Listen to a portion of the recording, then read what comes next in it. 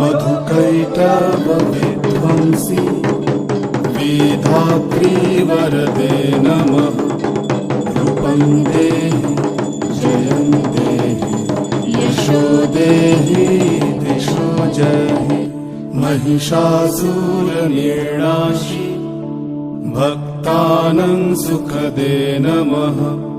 रूपं देहि जयं देहि यशो देहि दिशो जहि।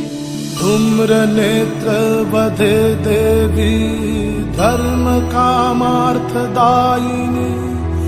रूपं देहि जयं देहि यशो देहि दिशो जहि।